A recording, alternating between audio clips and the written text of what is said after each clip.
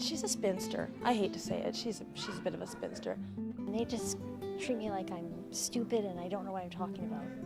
She gets out of control when she drinks like that, and she's just very difficult to deal with. The bickering, the gossiping, all the backstabbing. Just trying to ask a simple question. Ow, you've never asked a simple question in your life. Yep, these are all sure signs that these girls are sisters. You know why? Because I get paid a Well, lot my of sisters are money to JoJo and Jelly. JoJo is the oldest. She's a bit of a control freak. She's unbearably boring, really. Very emotional. You know, she lets her emotions get the better of her all the time.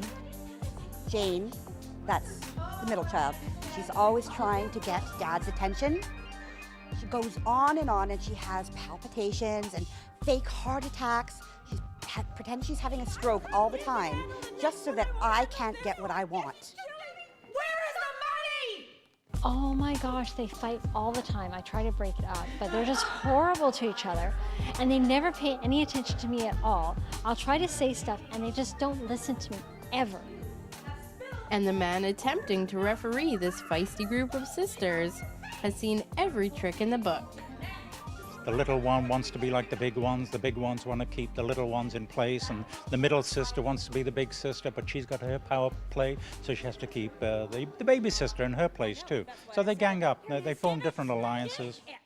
And one of the main themes in this play is that you may not always like your siblings, but you will always love them.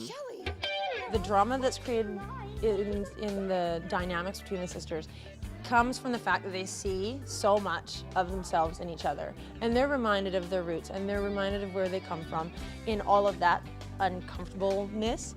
However, the people in our families always define home. You can't see this show without thinking about your own childhood and remembering all the wonderful things you used to do, like when you went down to the creek that you didn't tell Dad, or when you broke Mom's favorite whatever it was. You'll remember all those things and look back on them with joy. The girls do such a great job playing these parts. You'll see a lot that will remind you of your own home life here. All the good stuff and some of the bad stuff too. There's a lot of physical action and there's a lot of comedy. There's space for them to improvise. You'll see 3 actresses really being stretched and really performing at their peak. That's all fine and dandy, but the real question is, which sister is Derek's favorite? When he gets his knickers in a bit of a bunch, I always run and get him coffee. So I think if Derek was the dad and he had to have a favorite child, he'd pick me, definitely. Jane will say something, and I don't agree with it, so I have to, of course, put my 2 cents in because she has no idea what she's talking about. She doesn't read at all, even though she'll tell you she does. And so Derek has to come in and tell her she's wrong because, you know, I'm Derek's favorite. They usually talk bad. I just try to find the nice in people. And the thing is, I'm the youngest, so I'm the favorite anyways, so it's okay. The Attic, The Pearls, and 3 Fine Girls plays in Port Alberni at the Capitol Theatre for 4 consecutive Friday and Saturday nights starting on April 19th. And then it's going to the North Island Zone Festival in Nanaimo, May 15th.